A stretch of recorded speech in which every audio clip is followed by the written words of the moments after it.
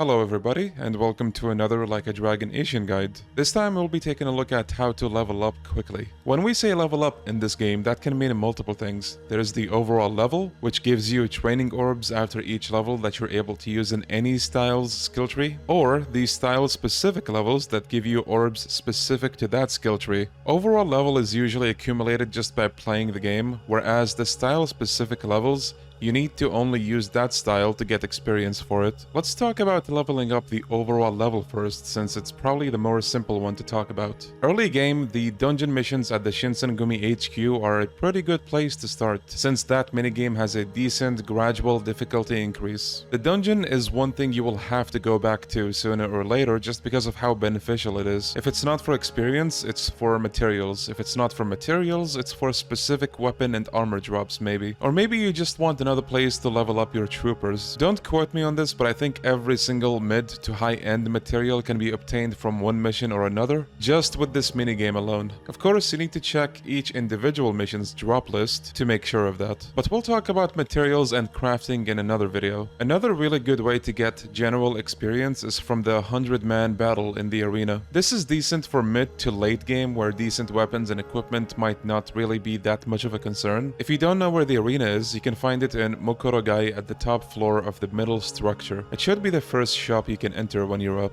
I always go with Wild Dancer here just because of how good and convenient it feels to use. Also worth noting, you can't use the trooper cards here, so keep that in mind. On average, it takes me just under 5 minutes to clear this, and for that amount of time, according to the calculation that I made after a run, I got about 21.5 thousand experience, which is pretty damn good, especially for when you're pushing past level 60 and increasing the overall level is slow at this point. Now for style-specific leveling, honestly, the XP items for them might just be the best way, especially since styles are capped to level 25, whereas your overall level goes up to probably 99. So that means you'll definitely have all styles maxed out before you even go past something like level 70, at least if you kept the styles in mind. Now when I say XP items, I mean these little things called Daifku. Each style has one for them, and to get these you can buy them from the Shinto priest for virtue instead of money. And if you want to know how to farm virtue and money possibly as fast as you can, check out my other brief video guide that delves into farming money and virtue, and in turn you'll be able to buy XP basically. If you're not desperately in a hurry trying to level up specific styles, you can probably just play the 100-man battle and simultaneously hit 2 birds with 1 stone that way, which will probably level up the style level and also your overall level. There is one thing I should have mentioned in the money guide, but I didn't know about it back then, and that is this neat thing called Virtuous Hood. You can craft this at the blacksmith, and when you sell platinum plates to the pawn shop following my money guide, make sure you have that on so you get even more virtue. Farming virtue can be a thing when you sell stuff and also buy stuff, so keep that in mind. Honestly, a lot of the grinding in this game is just one big cycle, so you'll find me saying go back to this or check that to be able to do this. I just think there's no specific order to do all this simultaneous grinding. You could start by doing the dungeon battles for materials and XP for example, and then you decide you want better equipment, and so if you don't have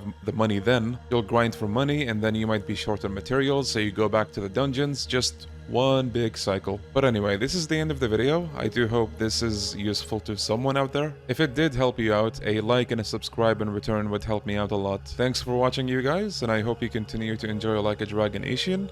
Until the next video, peace!